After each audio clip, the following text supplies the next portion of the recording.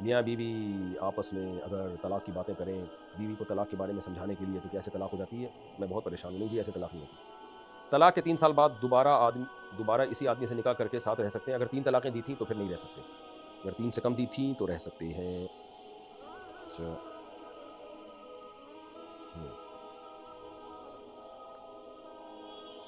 وطر کی تیسری رکعت میں سورت پڑھنے کے بعد درود شریف پڑھ سکتے ہیں۔ وطر کی تیسری رکعت میں دعائے قنوت پڑھنا سنت مؤکدہ ہے۔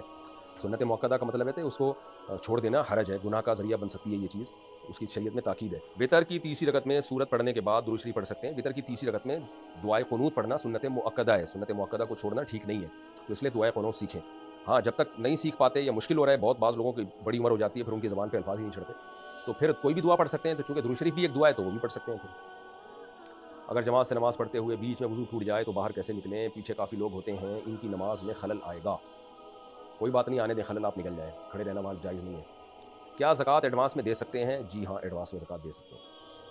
کچھ دنوں پہلے ہمارے والد صاحب کو سینے میں درد ہوا، ہم سمجھے کہ گیس کا درد ہے، جو کہ ان کو پہلے بھی ہوتا رہتا تھا۔ ہم نے ساری کوششیں کی، پھر ہم ان کو ڈاکٹر کے پاس لے کر جانے لگے تو ان کا انتقال گھر پر ہی ہو گیا، اللہ تعالیٰ مغفرت فرمائے بھائی۔ ڈاکٹر نے کہا کہ ان کے اندر زندگی کی کوئی آثار نہیں ہے۔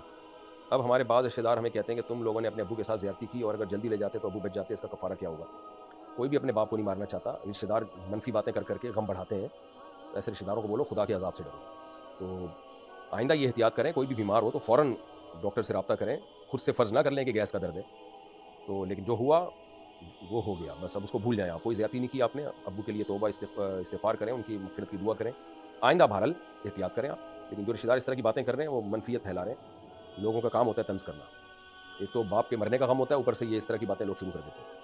ایک غیر مسلم لڑکا ہے جو دل سے اسلام کو مانتا ہے اور اللہ کو بھی مانتا ہے، لیکن اس نے جا کر باقاعدہ اسلام قبول نہیں کیا جان کے خوف سے۔ اگر اس نے کسی مسلمان لڑکی سے نکاح کر لیا تو کیا اس کا نکاح ہو جائے گا؟ نہیں ہوگا، اسلام قبول کرنا پڑے گا۔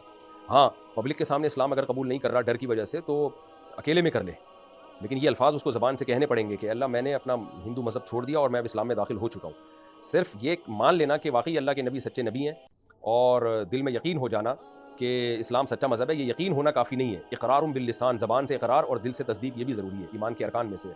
فرعون کو بھی تو دل سے یقین تھا کہ موسیٰ علیہ السلام اللہ کے سچے نبی ہیں، قرآن کہتا ہے وجاہدوا بہا واستیقنتھا انفسہم۔ فرعون نے زبان سے انکار کیا لیکن دل میں فرعون کو یقین تھا کہ موسیٰ علیہ السلام اللہ کے سچے نبی ہیں۔ تو ہاں پبلک کے سامنے اقرار کرنے میں اگر جان کا خوف ہے کہ گھر والوں کے سامنے میرا راز فاش ہو جائے گا، جان سے مار دیں گے، تو اکیلے میں اقرار کر لیں، یعنی کلمہ شہادت زبان سے کہنا پڑے گا اس کو کہ اے اللہ میں گواہی دیتا ہوں کہ تیرے سوا کوئی عبادت کے لائق نہیں، محمد صلی اللہ علیہ وسلم اللہ کے رسول ہیں، اور یہ کہے کہ میں اسلام میں داخل ہوتا ہوں۔